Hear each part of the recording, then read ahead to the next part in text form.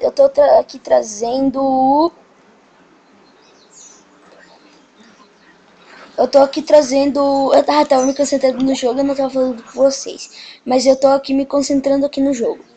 Aqui o nome desse joguinho aqui é Transformice, ele é muito legal. Eu gosto muito de jogar ele. E eu acho que daqui a pouco eu vou moderar ele. Eu acho que todo mundo conhece, nem todo mundo, porque eu acho que todo mundo do Brasil não deve conhecer, mas é um jogo muito legal. E eu vou aqui falar sobre um pouquinho desse jogo. Esse jogo é basicamente você tem que pegar lá esse queijinho aqui, ó, esse queijinho aqui, e eu voltar direto pra toca.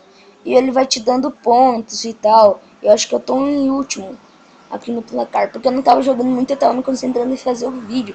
E eu tava ansioso pro meu primeiro vídeo no canal.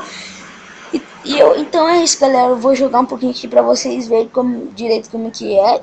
E já vou parar. Acho que não vai ter nem 2 minutinhos de coisa. Porque eu só queria mostrar mesmo o joguinho que eu mais gosto aqui no mundo. Porque depois de LoL, né? Mas eu acho. E eu também quero dizer porque eu não vou trazer LoL, porque é um jogo muito demorado.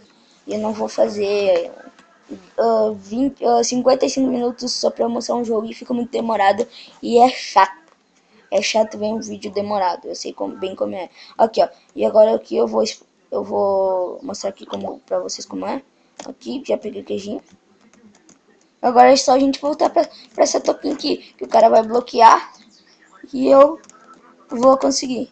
Aí, ó, deve aparecendo os nomes aqui, ó. Vai aparecendo os nomes de quem conseguiu entrar na top. Por exemplo, eu morri, eu não consegui entrar. E o meu nome é One Piece, quem quiser me adicionar aqui, me adiciona. E eu tô muito noob aqui porque eu comecei um novo jogo, um novo carinha. Por quê? Porque eu queria começar uma nova série, logo de começo uma série com vocês, entendeu? Mas eu não vou poder porque eu não me aguentei e eu comecei a jogar ontem de madrugada. E agora eu já tô no nível 13. Vai ficar meio difícil. Mas eu vou tentar trazer aí.